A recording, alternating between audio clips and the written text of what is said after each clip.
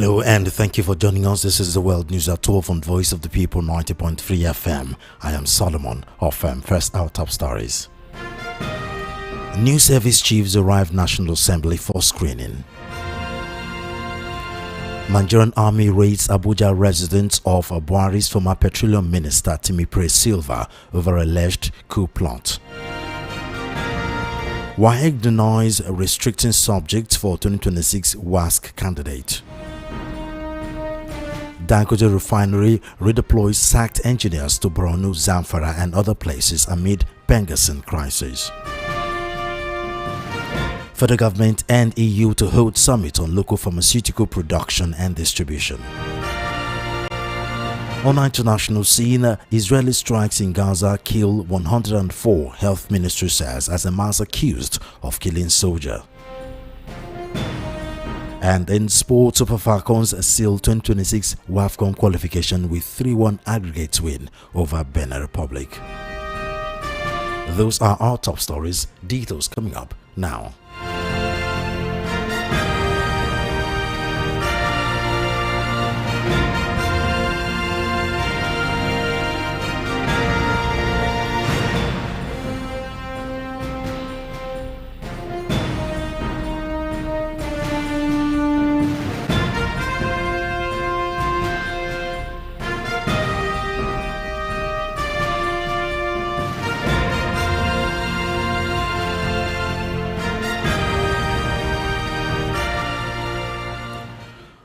We begin the news at 12 with story that the newly appointed service chiefs have arrived at the National Assembly for their screening by the Senate. They arrived at the NAS complex about 10 a.m. on Wednesday, accompanied by other senior military officers. The Senate had on Tuesday brought forward the screening to Wednesday, October 29, reversing its earlier decision to conduct the exercise next week. The announcement came shortly after Senate President Godswill Akpabio read a separate correspondence from President Bola Tinubu seeking the confirmation of the appointment of Chief of Defense Staff General Olufemi Oluyede. Akpabio said the change was necessary to enable the military chiefs to assume their duties immediately. Tinubu had urged the Senate to give expeditious consideration to the confirmation process to ensure continuity and effective coordination of the nation's security architecture. On October 24, the president made changes in the hierarchy of the service chiefs, replacing General Christopher Musa with General Oluyede as a CDS. He also appointed Major General W. Shuaibu as the new Chief of Army Staff, Air Vice Marshal S.K. Aneke as the Chief of Air Staff, while Rear Admiral R. Ibas is the new Chief of Naval Staff. Chief of Defense Intelligence Major General E.A.P. Odiendeye retains his position.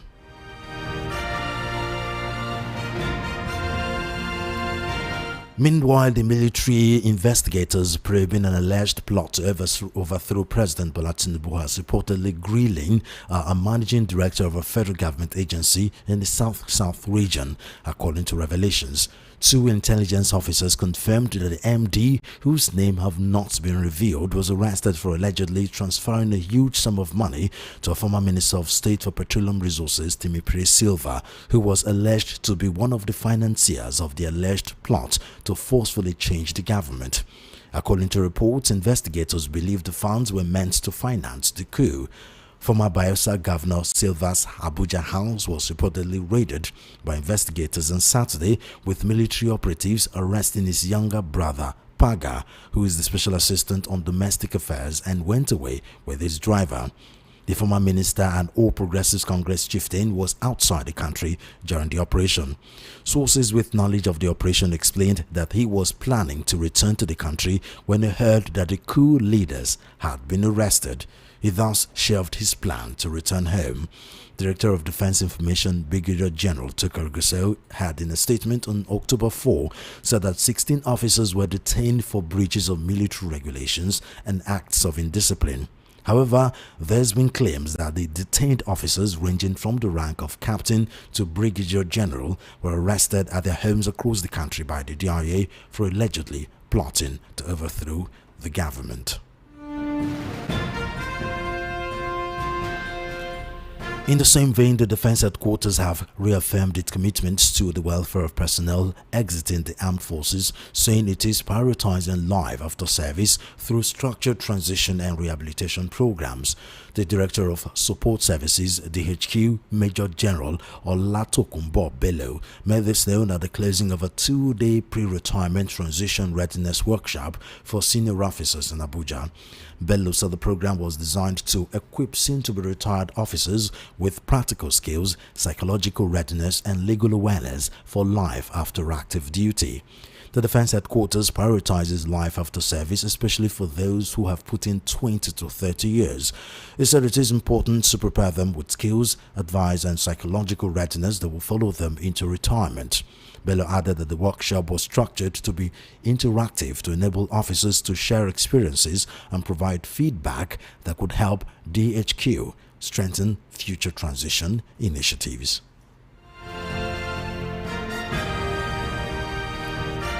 And now to education matters. The West African Examinations Council (WAEC) has dismissed reports alleging that it issued a directive restricting senior secondary students to a specific subject for the forthcoming 2026 West African Senior School Certificate Examination for school candidates. In a statement issued by the acting head of public affairs, Moyoshola Adeshina, and signed on behalf of the head of national office, WAEC described the report as unfounded assumptions and urged schools and the general public to disregard them. Amid recent social media reports suggesting that schools had been directed to limit students' subject combinations for the 2026 examination, WAEC reiterated that such claims were false and not issued by the council. The examination body clarified that it does not issue directives concerning the development or modification of senior secondary curricula, as that responsibility lies solely with the federal government through relevant education authorities. It emphasized that WAEC's role was limited to implementing government-approved curricula through its examinations and that it operates strictly within the legal and operational frameworks set by the Nigerian government.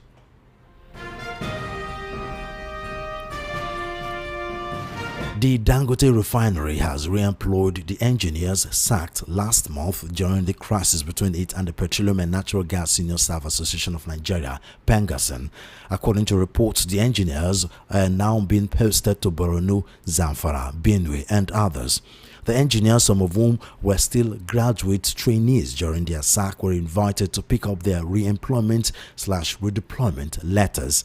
The workers, who did not want to be mentioned because of how sensitive the matter is, told newsmen that some were sent to a coal mine in Benue and concrete road construction site in Borno and Ebonyi State, as well as the rice plant in Kebbi, Niger, Sokoto, and Zamfara State.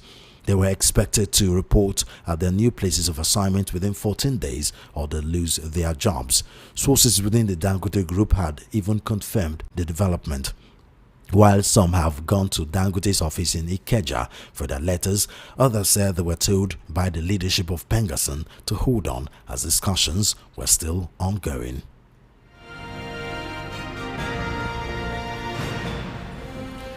And now to federal government matters. The FG and the European Union have announced plans to hold a summit on local pharmaceutical production and distribution. According to a statement released by the EU, the forum is organized in collaboration with the Presidential Initiative for Unlocking the Healthcare Value Chain and the National Institute for Pharmaceutical Research and Development. The forum aims to boost Nigeria's manufacturing capacity, strengthen regulatory systems, and mobilize investment across its pharmaceutical and healthcare ecosystem. The EU ambassador to Nigeria and ECOWAS, Gauthier Mignon, described the initiative as a defining moment for strategic partnership. The summit fits into President Bola Tinubu's broader push to unlock the healthcare value chain so the health sector contributes more meaningfully to economic growth and for Nigeria to become a hub supplying life-saving product. Mignon added that the event focuses on shaping a healthier and a more self-reliant future. On his part, the General Manager, Obi Adigwe, described the forum as a unique opportunity to showcase Nigeria's readiness to lead Africa's health manufacturing renaissance.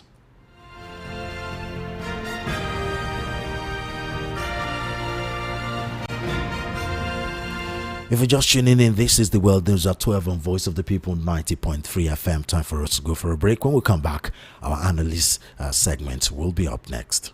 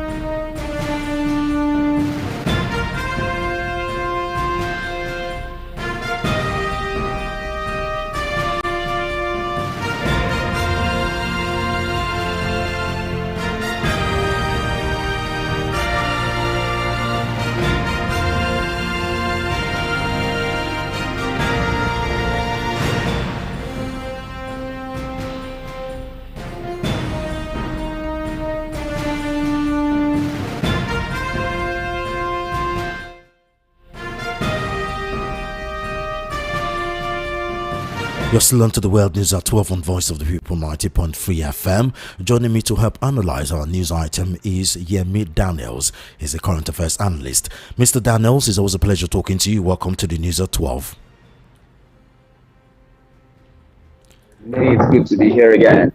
Okay, sir. Let's go to the first topic for discussion, which is new service chiefs. According to the information just reaching us just about an hour ago, the newly appointed service chiefs have arrived at the National Assembly for their screening by the Senate. They arrived at 10 a.m., as I said, about 1 or 2 hours ago. So the question, I guess, is most Nigerians are pessimistic about the change in security leadership, saying it's going to be another soldier go, soldier come situation. While there are others that are a little bit more optimistic that a change is always necessary, a change is always good, which means they foresee something good as far as security is concerned. What side of the divide are you on?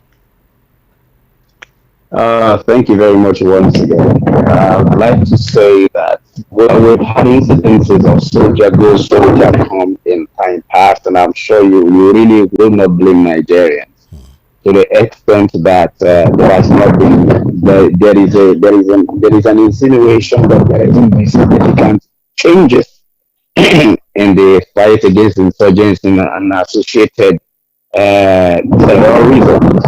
But I would say that given the caliber of the persons that are on board, for especially the new chief of army staff, reports have it that in his own command he's been pretty much effective, and I guess that's why the president is bringing him on board to at least rejig that in that area.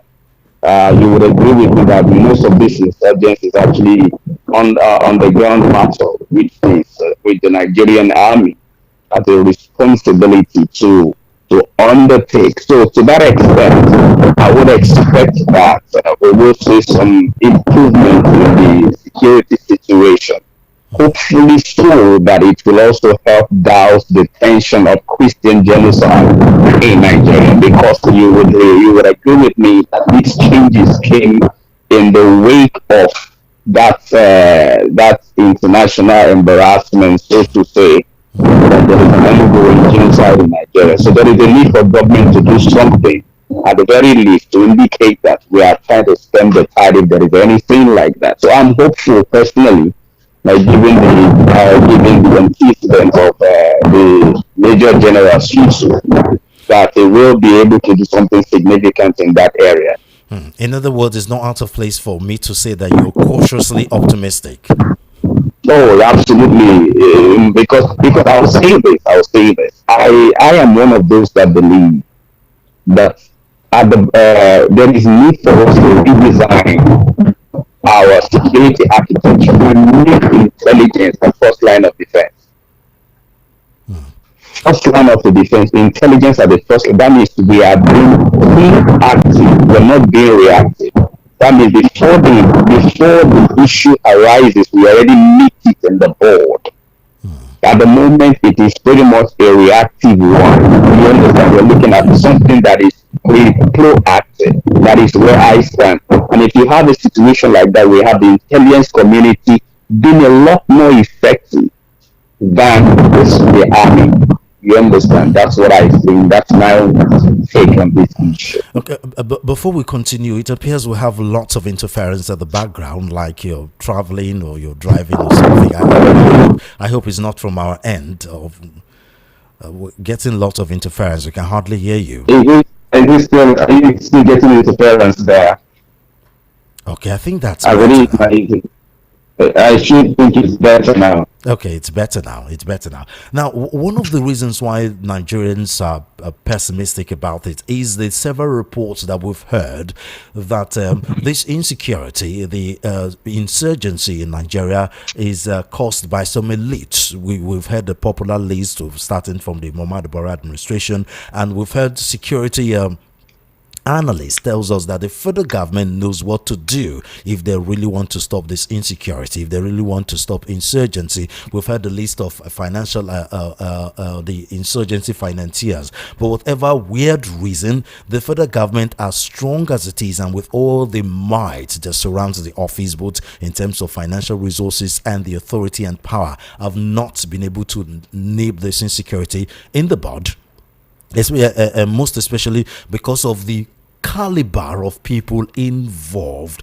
If that's the situation, then what's the need of changing the service chiefs? Because these new service chiefs are going to get the same roadblocks that every other service chiefs, have gotten, starting from the Muhammadu Buhari administration. Because what can they do if the commander-in-chief does not have the political will to stop this insecurity? At the end of the day, they will just have to get a call from Abuja, and whatever persons that have been arrested are going to be released, especially at a time where a lot of the states in the north, if a report is to be believed, are making peace deals with bandits. So what difference will a new service chief make when the top, the head, is being too afraid, as it were, to arrest these people? It's a valid concern, and if you recall very vividly, that it was during former President Goodluck Jonathan that did say that there were terrorists in his government. Yes, and it's been like that for about 14 years now. And if you also recall very vividly that the abduction of the Chibok girls had some political undertones. And if we're going to draw our influence from all of those areas, it will not be far-fetched from saying that a significant improvement may not be in the horizon. And so what we're likely to get is some form of populism. However, you would also agree with me that there has been significant reduction in the reportage over the last few years, especially when General Tariq was Chief of Army Staff, and we had some significant improvement in that area. So having said that, significant improvement. I mean, what some may say Boko Haram went into hibernation, and when they come back, they came up with Hydra heads from Boko Haram. It metamorphosed into several situations: bandits, headsmen. If there's anything, it's even more. Before then, I think the issue was just a Boko Haram issue, and then from Boko Haram, it's like they're changed into different forms. Right now, while we've had less of the nomenclature called Boko Haram, we've had several insurgency and insecurity, nomenclature coming on, from headsmen to bandits and so many other situations. Yes, I totally agree with you that the terrorism that we had in 2011, 2012 is not exactly what we have today. It had different faces as it stands today, and that is why I also think it is not something that we should assume that has not been any improvement. I think there have been significant improvement in the last few years. However, a lot more work has to be done. And I'll say this again. Now, one of the problems we have is that I can't remember I think it was General Alabi Isama that did mention this years ago that we may not eventually win the war against terrorism because we do not have an occupying army. And what does that mean? That if an army command decides to invade, decides to take Abuja back from terrorists. Now, when they recover Baga, we do not have sufficient personnel to remain in Baga and allow some other people to go to Obama and allow some other people to go to Potiskum. Now, they will eventually be overstretched because of the volume of personnel that we have. That's another major challenge that we have. So we have this situation that even if they recover Bama, and by the time they leave, those guys will go back to Bama and invade because they cannot stay in Bama for so long a time. And this is why I said that our solution lies more in intelligence than counterintelligence. So our counterintelligence strategy should be more of intelligence gathering and not counter after the actions have been taken or neutralizing them when they have made their moves.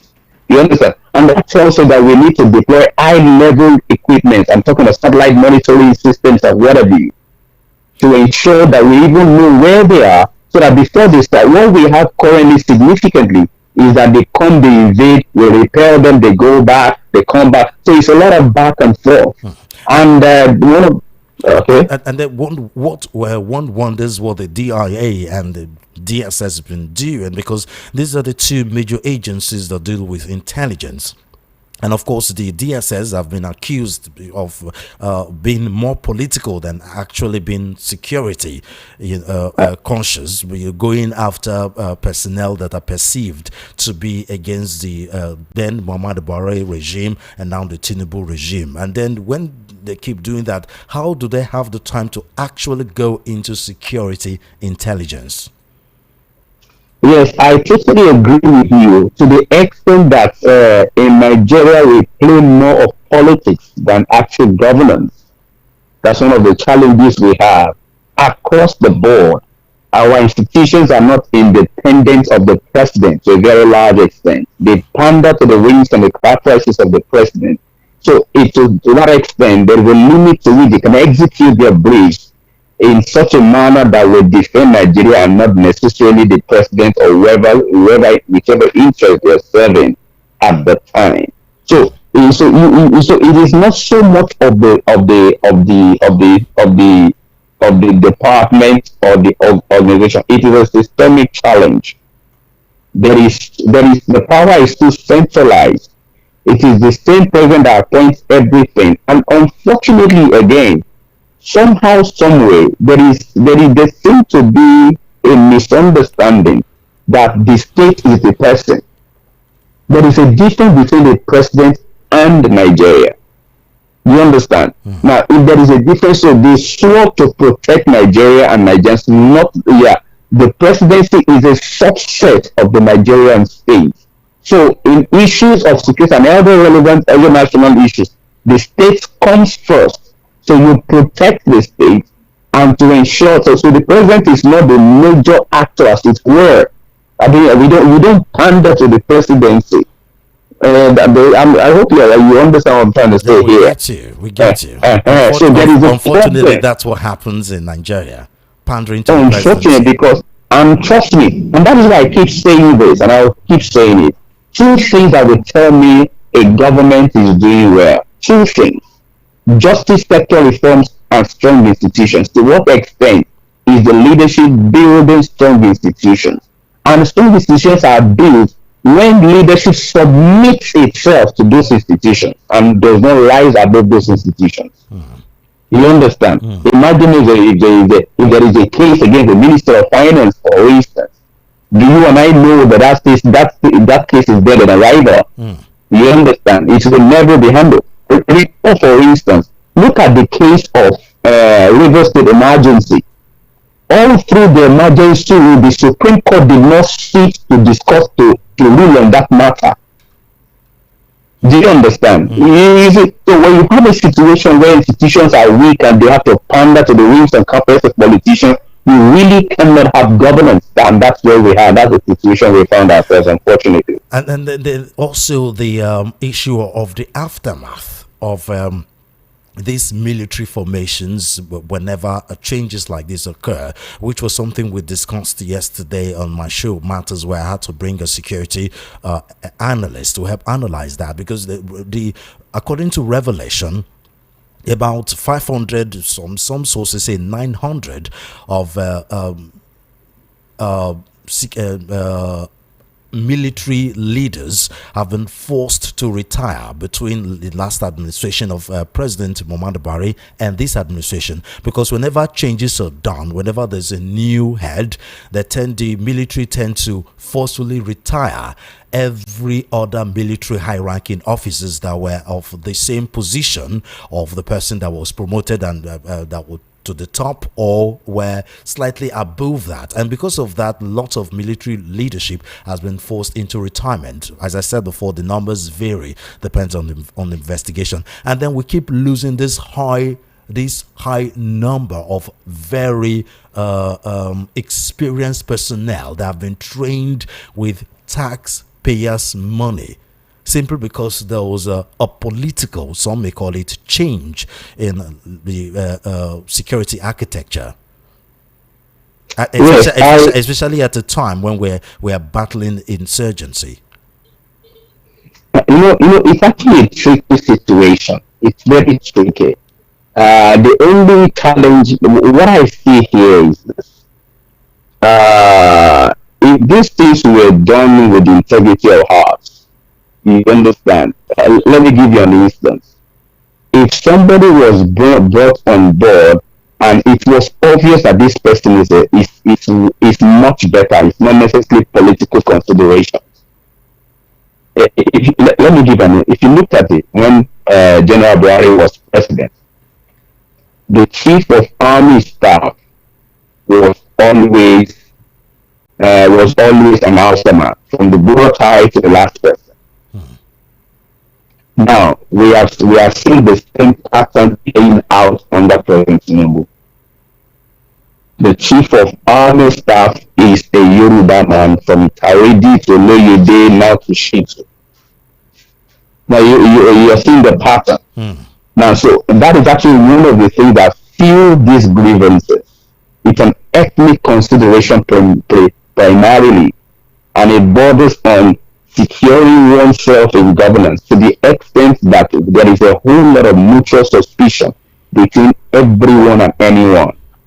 And look at the ethnic profiling going on as well. Look at all of those are the things that actually inform those choices in promoting people and putting them in strategic places instead of their competencies and their credibility, professional credibility, as documented in their military journey. And in terms of hierarchy too, because sometimes these people are not as high ranking as the others, and because of that, for example, if a commissioner of police, for example, is now made the new general manager, it means all the AIGs and all the DIGs will be forced to retire, which is a whole lot of complications that's not needed at this time. I wouldn't say not needed. I'll be honest with you, I wouldn't say not needed. My challenge will be that, because sometimes there is fatigue among senior officers too. But we're talking about the lives of people here. You can't attribute fatigue to all the AIGs and DIGs. At least there should be one person that's still strong enough to handle that position instead of going way down the pecking order. I agree that fatigue may not be universal, but let's also look at a situation where even among the people that you thought were good, I mean, there are commissioners that are much better. Would you want to sacrifice people because you want to preserve the career of some other person? We're talking about delivering results here. If there is no evidence that these persons can deliver results as quickly as we need them, well, I think they have done well. Don't also forget this, that in the military and the police especially, professional promotion, at least from what we have seen culturally, ends at the level of commissioner. From the AIG is political. There are no guarantees that a commissioner will become an AIG. It is still at that level. It's purely political. At the commission level, yes. But anything above commissioner is essentially appointment. For someone like me that's a retired son of a retired police officer, I can't 100% agree with you. I mean, there may be some undertone of politics, but there is also the hierarchy thing that come into play. So it should be safe to say they consider both political and the hierarchy and the ranks. Because not as I agree that the hierarchy is an issue, but I think one of the things that is causing this thing is because the appointment have always been smart with too many political considerations in a purely professional environment. If not, if it was always on the basis of the professional credibility, I'm afraid the level of complaints may not be as much as we are beginning to get. Because these guys their journeys are usually documented.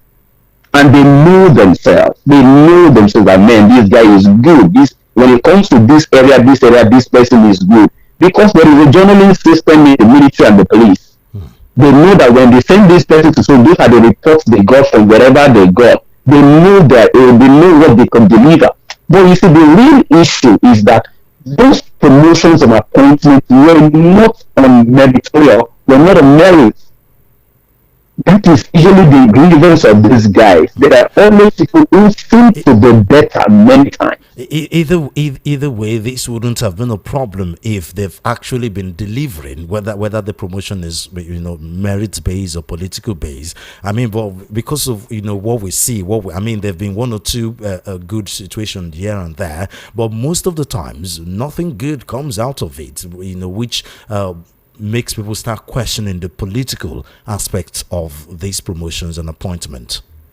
Because you can come out of a system that prioritizes, that undermines merit.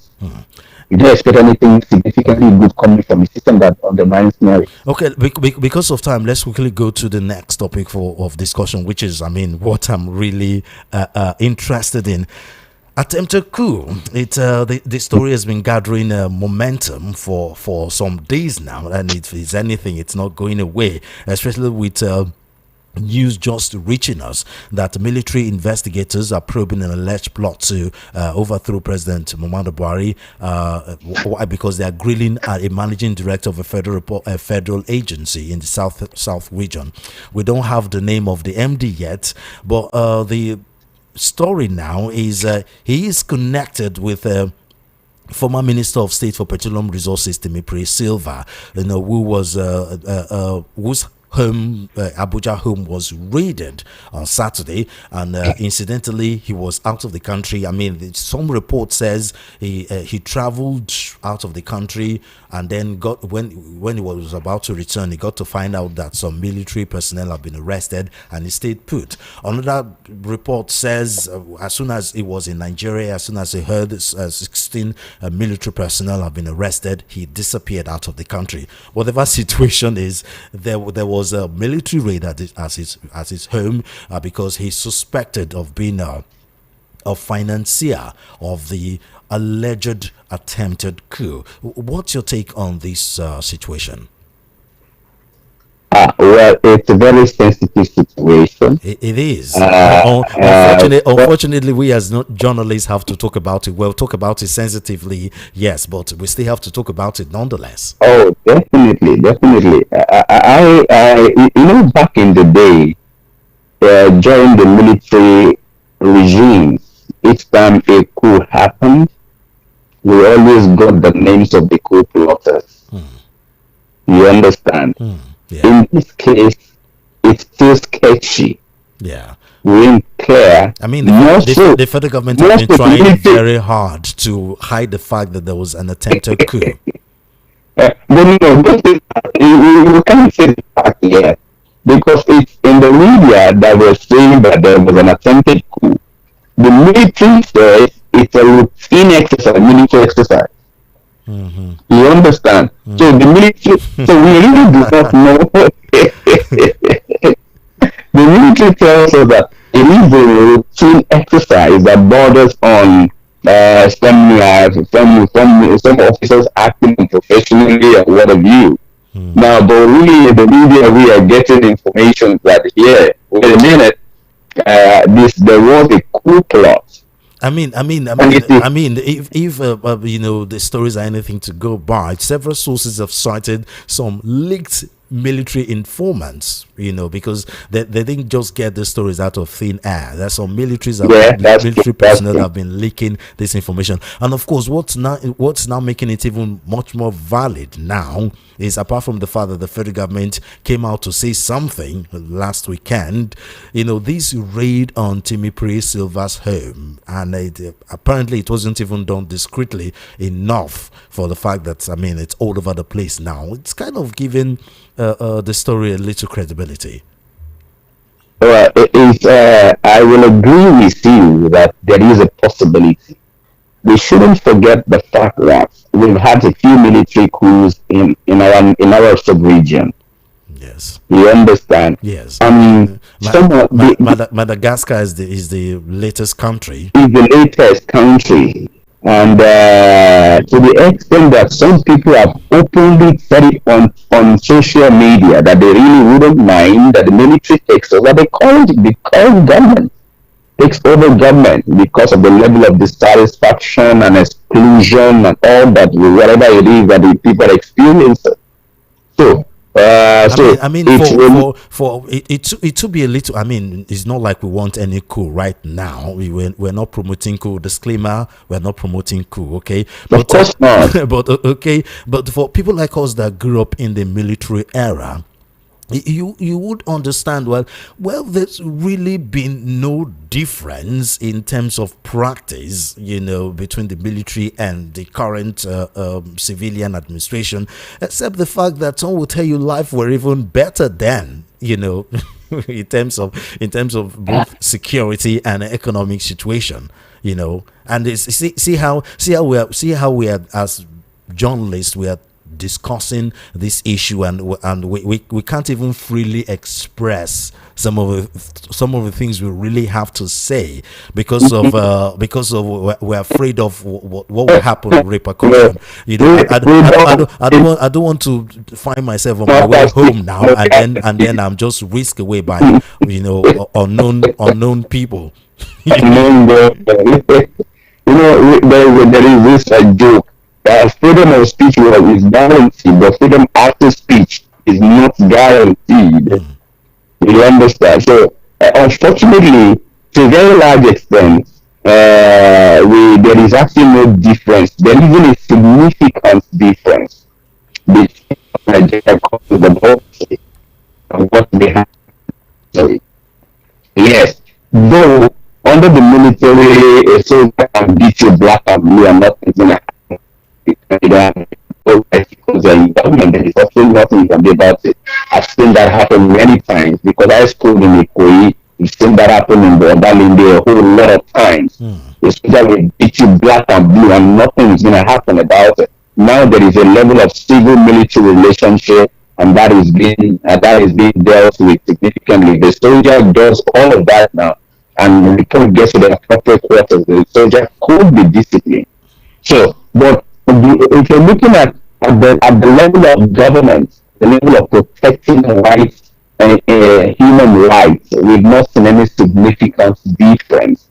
And the government has not risen up to the responsibility of ensuring that human rights are protected as it should in a democracy. And that's where the challenge is. And I keep saying this, I have always said, we do not have a democracy yet. We are in a transition. That's my position. Or that, yes, we have what I will call, what Professor Lukosu calls a routine democracy, not a substantive democracy. Because in a substantive democracy, the rule of law will be paramount. In a substantive democracy, freedom of speech will be guaranteed. In a substantive democracy, institutions will be getting stronger. So the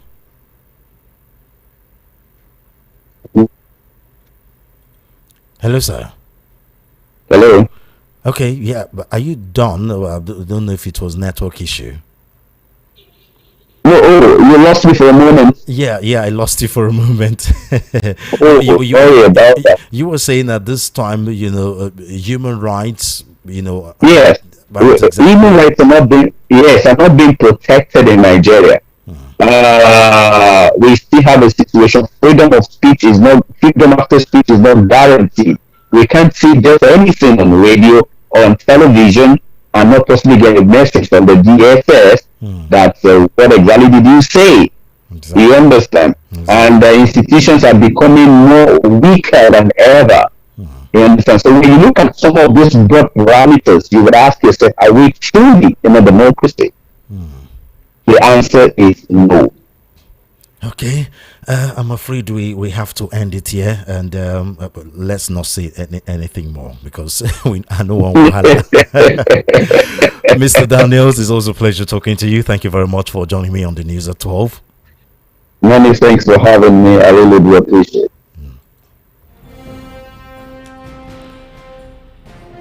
That was Yemi Daniels, a current affairs analyst.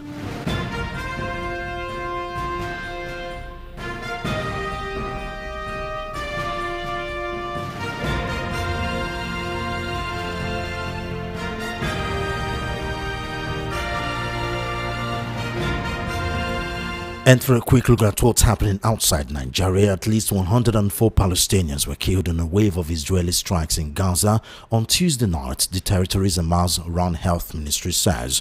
The Israeli military said it struck dozens of terror targets and terrorists in response to violations by Hamas of the US brokered ceasefire deal.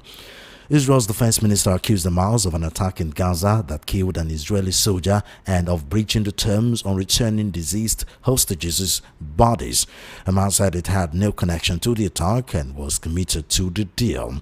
US President Donald Trump maintained nothing would jeopardize the ceasefire, but added that Israel should hit back when its soldiers were targeted.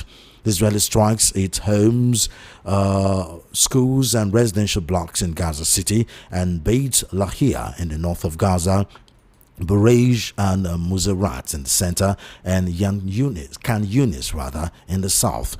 Witnesses in Gaza City described seeing pillars of fires and smoke rising into the air as explosions shook several residential areas. Gaza's health ministry said a total of 104 people were killed, including 46 children and 20 women, and that more than 250 others were injured. Still on stories from our international scene, a small plane crashed in Kenya's coastal region of Kwale while en route to Maasai Mara National Reserve with 11 people feared dead, according to officials. The crash happened in a hilly and forested area about 40 kilometers from Diani airstrip, authorities said. Kwale County Commissioner Stephen Orinde told newsmen that the passengers were all foreign tourists. The Kenya Civil Aviation Authority said all 11 people on board the Cessna Caravan type aircraft and authorities were investigating the cause of the crash. The aircraft crashed minutes after takeoff and burst into flames, leaving a charred wreckage at the scene.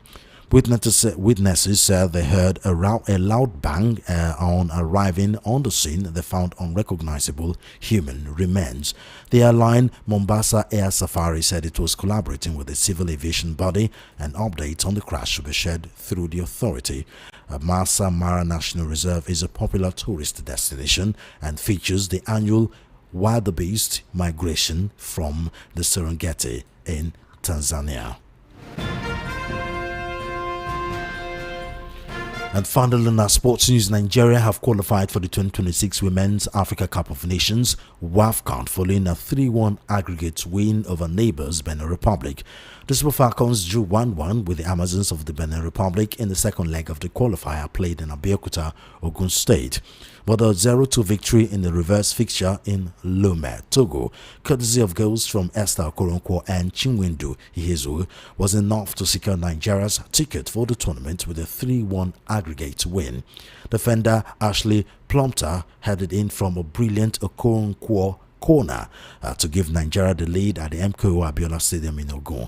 It was the Al Ittihad Stars' first goal for the Super Falcons since switching allegiance from England to Nigeria in 2017. The visitors drew level in the 61st minute thanks to a goal from Yasmin Jibrian. However, it was too late for the Amazons to stage a fight back as Justin Madugu's side kept the scorelines the same, booking their seat for the next WAFCON in the Maghreb nation of Morocco. Nigeria won the last WAFCON after a heroic comeback against host Morocco. The trophy was a record-extending 10th title for the Super Falcons. And just before we go, here again are our top stories. New service chiefs arrive National Assembly for screening. Nigerian Army raids Abuja resident of Buhari's former Petroleum Minister Timipre Sylva over alleged coup plot. WAEC denies restricting subject for 2026 WASC candidate. Dangote Refinery redeploys sacked engineers to Borno, Zamfara and other places amid Pengassan crisis. FG and EU to hold summit on local pharmaceutical production and distribution. Outside Nigeria, Israeli strikes in Gaza killed 104 persons, health ministry says, after Hamas was accused of killing soldier. And in sports, Super Falcons sealed 2026 WAFCON qualification with 3-1 aggregate win over Benin. And that's the world is at 12. I am Solomon of Do follow our social media handles at VOP903FM. Subscribe to our YouTube channel at VOP903FM. Good afternoon and thank you for listening.